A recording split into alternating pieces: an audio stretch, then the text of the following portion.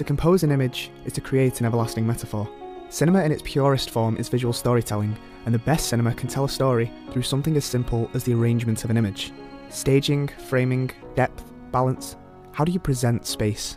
Out of all of the disciplines that coincide under the umbrella of cinematography, I wouldn't have much hesitation in saying that composition is the field's most fundamental principle. Why do I think this? Because deciding the placement of subjects through the viewfinder of a camera isn't merely a technical decision, it's an expressive one. In a nutshell, composition is simply how the elements inside the frame are positioned and exhibited to the viewer. It's a skill of knowing what to show and what not to show, as well as how to show it, or how not to show it. By intentionally directing the structure within a frame, you enhance the meanings of whatever it is you want to say with whatever canvas you want to work with.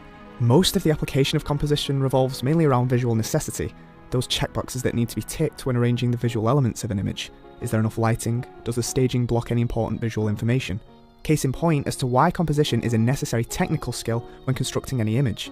Without it, films would be a sensory overload of information without structure, but with it you gain focus. However, as an art, it shouldn't be approached exclusively with pragmatism, because it's not just where we place our subjects of interest, but why. What can we say with composition?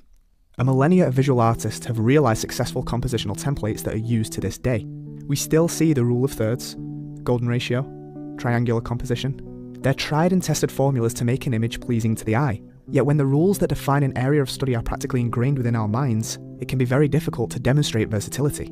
Be that as it may, compositional variety isn't the focus here, but what do these compositions say? And what can you say when you go against this formula? That's what we want to find out. If the Kuleshov effect and Sergei Eisenstein helped us discover that editing was the tool to create meaning across multiple pieces of film, then composition was how we could tell our stories with one single shot. The visual arts exist far beyond film and have endured a much more extensive lifespan. In the grand scheme of things, cinema is still a relatively new art form, and cinema took influence during its infancy from the existing mediums in order to understand its role in the artistic landscape. Many early directors and filmmakers either directly hailed from theatre or at the very least were influenced by the form, yet the impact this had on composition couldn't be ignored. Because of how different film was, composition didn't even occur to many filmmakers. Instead, techniques were imported directly from theatre. Often, all of the actors would face towards the camera as they would an auditorium, and because the projection of film was presented in 2 dimensions, the images themselves were also presented as such, typically never harnessing the depth of an image. Framing wasn't standard practice, and thus composition of early cinema was almost identical for every shot. In fact, many films were just that, one shot. However, once filmmakers realised that cameras didn't need to be locked down in one spot, and once the technology that was propelling the art form improved, the imagination of filmmakers began to flourish. Where composition was once a last-minute imitation of the conventional setups of other mediums, now it was being championed by artists such as Fritz Lang and the German Expressionists, who became pioneers of using composition for tonal leverage. Wide angles became keynotes for epics, whereas canted angles and crooked shapes were synonymous with horror. Camera movement became less restrictive and could capture excitement like never before, and artists like Carl Dreyer found that a close-up could capture the subtle nuances of an actor's performance. Through newfound methods of composing shots, the emotional prospects of film had changed forever. Composition became a technique that could infuse both meaning as well as visual splendour. So how is it used today?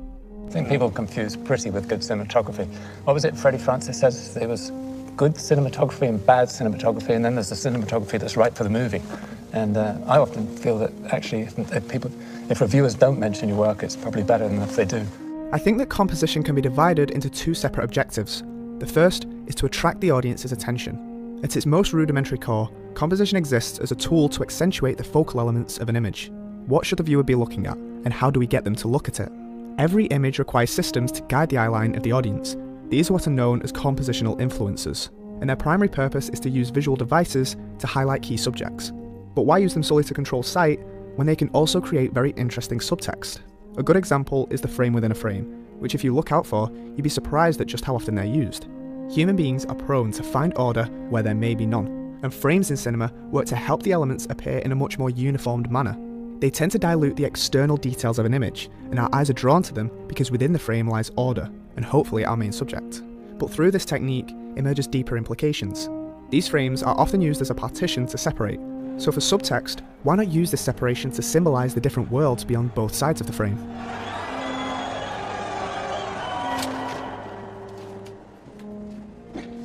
It can show a contrast as simple as freedom versus isolation, or show that by passing through the frame, we see a character's decision to pursue a lifestyle, contrasted to those lifestyles that other characters are denied entry to. But I think the most interesting use of the frame composition arises when you don't think exclusively as a frame. I mean, we all know that doorways and windows are good objects to create this composition, but things get really thought-provoking when you think of how anything can be created into a border for your subject. Then it becomes an instance of showing whether your subject is in an open frame or a closed frame. For instance, in The Graduate, our main character is constantly pressured, and we see this as the border is constantly closed by the people around him. Composition isn't just about aesthetic quality, but creating meaning, and any compositional influencer can be used in such a way. One of the most popular techniques used in composition is lines of perspective.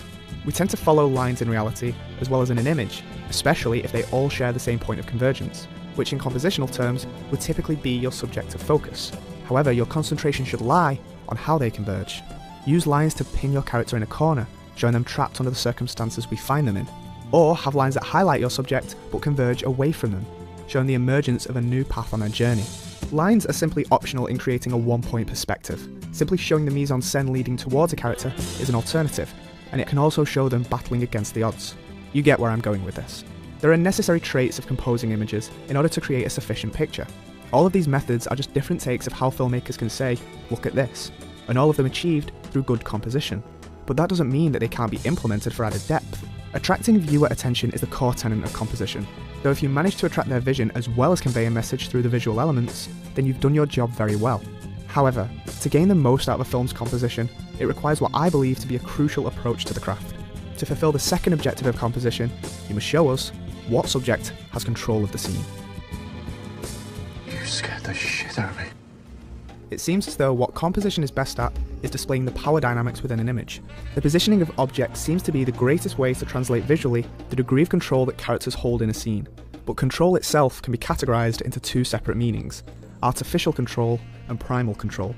Artificial control is everything we spoke about, the control of the aesthetics and where we should be looking. However, primal control is where power dynamics lie.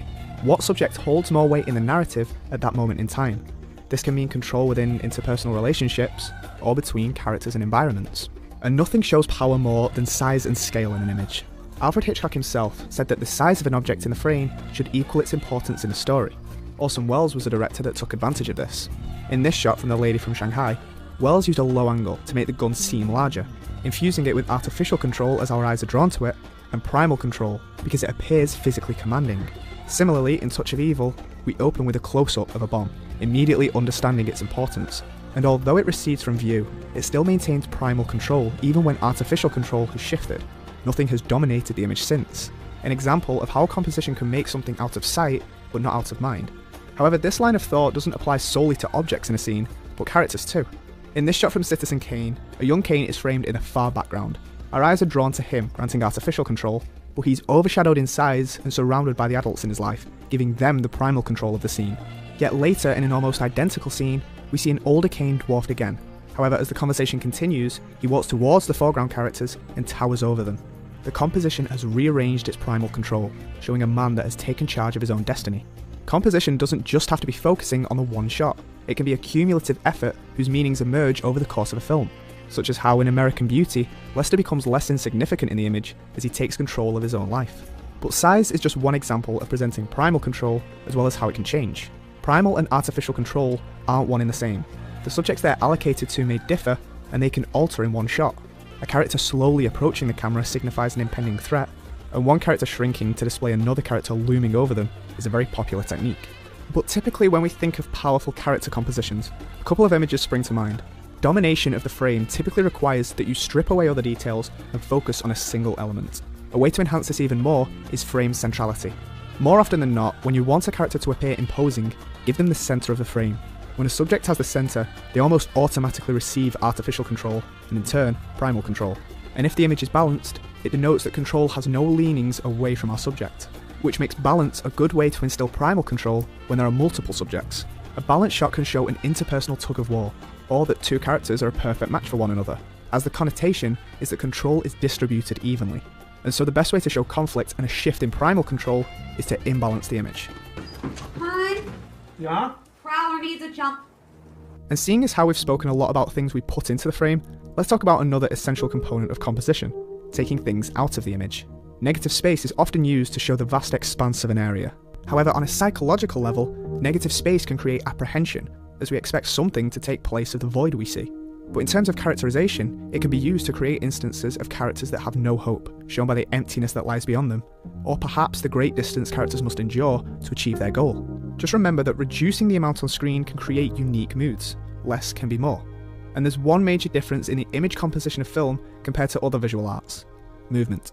A salient factor about many of the most iconic and beautifully composed images in cinema is that they're often static, and it's not difficult to understand why. Composition is about geometry and subject placement, and as soon as the camera moves, the lines become morphed and the staging is altered. However, with a technique called reframing, camera movement and composition can complement one another. Through repositioning the camera, you can create 2 or more single shots, and very creative directors can compose multiple types of shots without even moving the camera. By composing various shots back to back, the tone of a scene can be completely changed.